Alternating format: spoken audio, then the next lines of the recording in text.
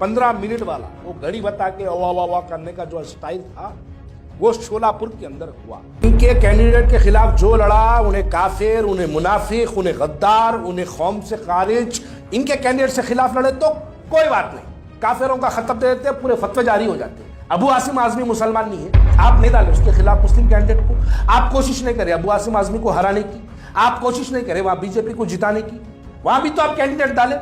अरे ये बड़ा अजीब लॉजिक है भाई आपकी। आप उठा के लाके आपके खिलाफ कोई लड़ा तो गद्दार, आपके खिलाफ कोई लड़ा काफिर, आपके खिलाफ कोई लड़ा मुनाफिक, आपके खिलाफ कोई लड़ा तो बीजेपी का दलाल, आपके खिलाफ कोई बोला तो सबसे बड़ा एजेंट। लेकिन आप ओफ भाई साहब, आपके बारे में तो कोई बात ही नहीं करना, आपके से सवाल ही नहीं करना, आपसे सवाल करें तो हम काफिर हो जाते। महाराष्ट्र के अंदर हिंदू भाइयों को इस बात पे मजबूर कर दिया कि बीजेपी को वोट डालने पर मजबूर कर दिया। आपका वो बयान आप तो दिए, सिक्योरिटी में आए, सिक्योरिटी में निकल गया, लेकिन अब कटेगा मुसलमान, अब पिटेगा मुसलमान, अब मार खाएगा मुसलमान, सियासी तौर पे जलील होगा मुसलमान, लेकिन आप अपनी सियासी रोटियां सेकते रहोगे। महाराष्ट्र के इलेक्शंस में बार बार मैं ये बात बोल रहा था कि मुसलमानों समझो, मुसलमानों इस सियासी चालों को समझो, ये लोग तुम्हारा वोट बांटने के लिए आए। आज तुम्हारे वोट की शिनाख्त खत्म हो गई। आज तुम मुसलमानों का आज कोई रहनुमा महाराष्ट्र में नहीं रहा। क्यों नहीं रहा? आप जज्बाती बातों में, जज्बाती तकरीरों में आके आप ऐसे गरम गरम नारे लगाए। अरे महाराष्ट्र के मैदान में तेरा मेरा रिश्ता क्या, सियासी मैदानों में तेरा मेरा रिश्ता क्या, ला इलाहा इल्लल्लाह मोहम्मद रसूलुल्लाह। अरे मेरा भी रिश्ता वही है मेरे भाई। लेकिन आप क्या ये नारे से क्या हमारे हिंदू भाइयों के दिलों में मोहब्बत पैदा होगी आपको लेके? अरे रिश्ता मेरा तेरा क्या, वो मेरा तेरा रिश्ता मस्जिद में, मेरा तेरा रिश्ता क्या वो घर में, ईमान में, कुरान में, कलमे में, लेकिन उसको सियासी मैदानों में क्यों? असदुद्दीन अवैसी साहब संभल में 3 इलेक्शन लड़े अब तक, अब जाओ ना संभल को, आप 5 बच्चों को गोलियां मार दी। देखो महाराष्ट्र में आप एक full Z security plus MIM के पूरे लोगों की एक सिक्योरिटी में पब्लिक के जलसों में आते आके चले जाते, आप तो सिक्योरिटी में आते और चले जाते। अब गोलियां पड़ी, आपको नहीं आता, वो बेचारा हमारा इमरान प्रतापगढ़ी हमारा भाई, उन्हें बेचारा अकेला निहत्ता गाड़ी में 4 आदमी 2 आदमी के साथ संभल तक पहुंच गया। अरे आप इतने बड़े कायद है ना असदुद्दीन अवैसी साहब, 3 इलेक्शन लड़े ना संभल से, आप बार बार संभल को आप जाते थे ना, अब जाओ ना, क्यों नहीं जा पा रहे आप क्यों नहीं जा पा रहे? आप जा नहीं पा रहे नहीं, असल आप जाना नहीं चाहते।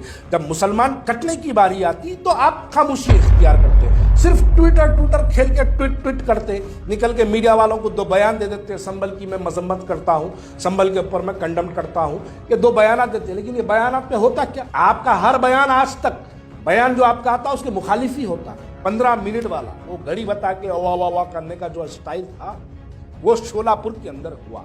जनाब सदर, आपकी तकरीर को भी महाराष्ट्र में बड़े पैमाने पे नेशनल मीडिया के जरिए फिराया गया। कौन सी तकरीर? 15 मिनट वाली। कहां की गई? शोलापुर के स्कूल के मैदान में की गई। मुसलमानों को कुछ वोटों को हासिल करने के लिए आप 15 मिनट वाला बयान दे दिए, लेकिन उसका दूसरा इंपैक्ट जो दूसरी जानिब पड़ा, 1,10,000 हिंदू भाई निकल के भारतीय जनता पार्टी को ताकत पहुंचा दी। मुबारक, हिंदुस्तान की तारीख में पहली मर्तबा ऐसा हुआ कि बीजेपी शोलापुर सेंट्रल से कामयाब हुई।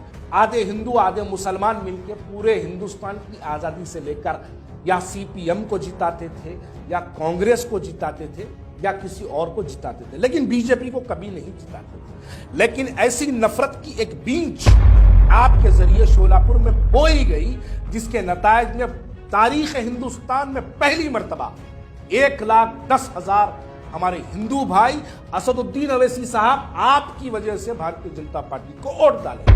कितने मुसलमान हैं शोलापुर सेंट्रल में? 1,10,000 हिंदू भाई तो निकल के बीजेपी को वोट डाल दिए। पूरे शोलापुर सेंट्रल कॉन्स्टिट्यूंसी के अंदर वोटर लिस्ट में 1,03,000 मुसलमान हैं।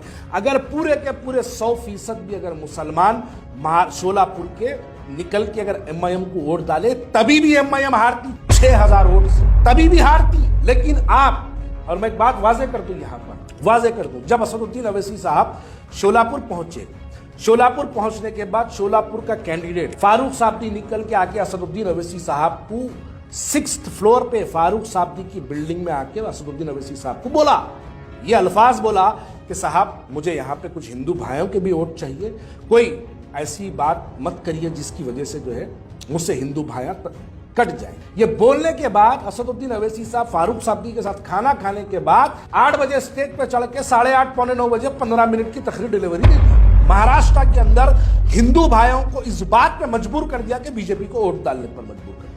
आपका वो बयान आप तो दिए, सिक्योरिटी में आए, सिक्योरिटी में निकल गया, लेकिन अब कटेगा मुसलमान, अब पिटेगा मुसलमान, अब मार खाएगा मुसलमान, सियासी तौर पे जलील होगा मुसलमान, लेकिन आप अपनी सियासी रोटियां सेकते रहोगे। उधर से एक बयान आ गया बीजेपी की तरफ से, कटोगे तो बटोगे, एक रहो सेफ रहो। आप निकल के 15 मिनट बोल दिए, भड़काऊ भाषण आपके निकल गए। हुआ क्या? आप ले लिए 60,000, उन्होंने ला लिया 1 लाख, बीजेपी की बन गई सरकार महाराष्ट्र। इसके लिए मुबारकबादी देता हूं आपको। आप जिस मकसद से आप वहां पे गए थे वो मकसद को कामयाब करें, मुबारक। महाराष्ट्र से जीतने के बाद आपके इनाम में आपको अब ईडी की रेट नहीं पड़ेगी, अब आपके पास इनकम टैक्स नहीं आएगी, आपके पास सीबीआई नहीं आएगी, क्योंकि आप बीजेपी को महाराष्ट्र में जिता क्या है। क्या 15 मिनट वाला बयान क्या हिंदू भाइयों को जमात को वोट डलवाएगा? क्या 15 मिनट वाली तकरीर हिंदू भाइयों को वाह वाह असदुद्दीन अवैसी साहब जिंदाबाद के नारे लगाएंगे? अरे हिंदू भाइयों के दिलों में गुस्सा पैदा होता।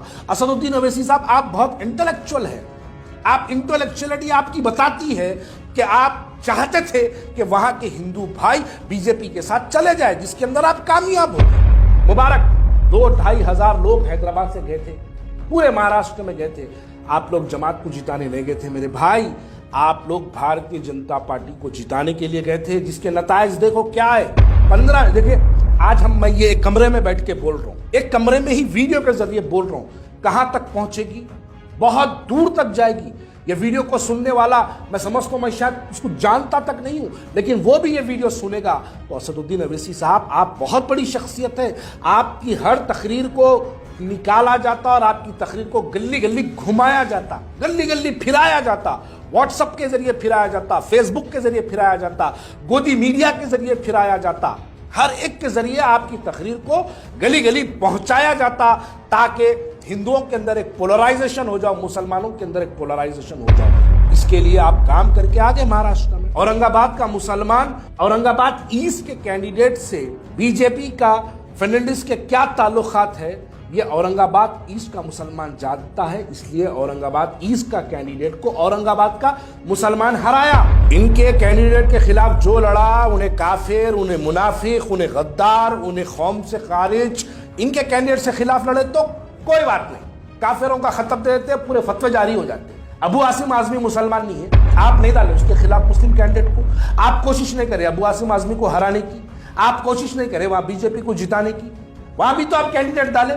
अरे ये बड़ा अजीब लॉजिक है भाई आपकी। आप उठा के लाके आपके खिलाफ कोई लड़ा तो गद्दार, आपके खिलाफ कोई लड़ा काफिर, आपके खिलाफ कोई लड़ा मुनाफिक, आपके खिलाफ कोई लड़ा तो बीजेपी का दलाल, आपके खिलाफ कोई बोला तो सबसे बड़ा एजेंट। लेकिन आप ओफ भाई साहब, आपके बारे में तो कोई बात ही नहीं करना, आपके से सवाल ही नहीं करना। आपसे सवाल करें तो हम काफिर हो जाते।